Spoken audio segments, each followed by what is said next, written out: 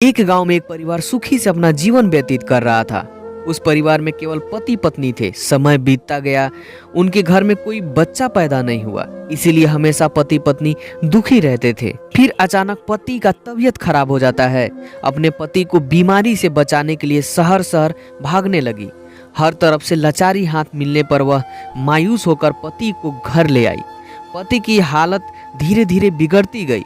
इस दौरान पति को पता लगा कि उसकी पत्नी पेट से है। जब उसने यह बात अपने पति को बताई तो पति ने कहा कि अब उसे मरने से पहले यह चिंता नहीं है कि उसकी कोई संतान नहीं है। अब यदि मैं मर भी जाऊं तो यह बच्चा जन्म लेगा और तुम्हारे जीवन का सहारा बनेगा। यह कहकर वह अपने प्राण को त्याग देता है। अब धीरे धीरे समय बीतता गया और बच्चे के जन्म का समय आ गया। तब उस माँ ने एक पुत्र को जन्म दिया। माँ अब पूरी तरह से बच्चे पर निर्भर थी। धीरे धीरे अब उनका बेटा 5 साल का हो गया, इसलिए माँ ने अपने बेटे को एक स्कूल में पढ़ने के लिए भेज दिया। माँ की ममता विलक्षण होती है, इसलिए माँ अपने बेटे से बहुत प्यार करती थी। माँ अपने बच्चे का दर्द नहीं देख सकती, इसलिए उस बच्चे का दुख एवं दर्द स्वयं उठाती थी।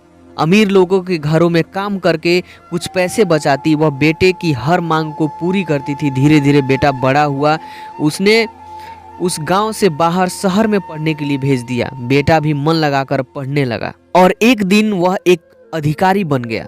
जब माँ को इस बात का पता चला तो वह बहुत खुश हुई कि उसके जीवन के सभी संकट अब उसके बेटे द्वारा काट दिए जाएंगे। बेटा अब गांव से दूर रहने लगा और अपना काम करने लगा। अब उसकी माँ गांव में अकेली रह गई थी। धीरे धीरे समय बीतता गया। नौकरी को अधिक समय देने के कारण बेटे का अपनी माँ के प्रति लगाव भी कम हो गया और वह अपनी माँ को लगभग भूल ही चुका था।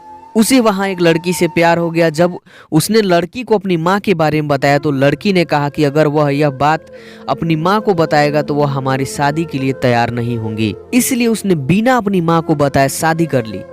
अब वह बेटा अपनी पत्नी के प्यार में इतना फंस गया कि वह अपनी माँ के सारे कष्ट भूल गया।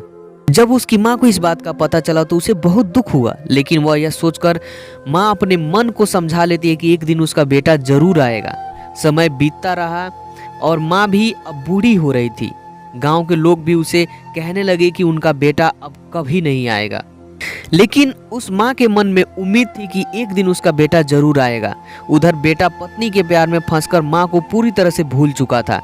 यहाँ धीरे धीरे माँ भी इतनी बूढ़ी हो गई कि माँ को चलने फिरने में परेशानी होने लगी। फिर एक दिन उसने गांव के लोगों को बुलाकर एक पत्र लिखा और उसने अपनी अलमारी में सुरक्षित स्थान पर रख दिया और गांव के लोगों से कहा कि जब उसका बेटा आए तो उसे यह पत्र दे देना।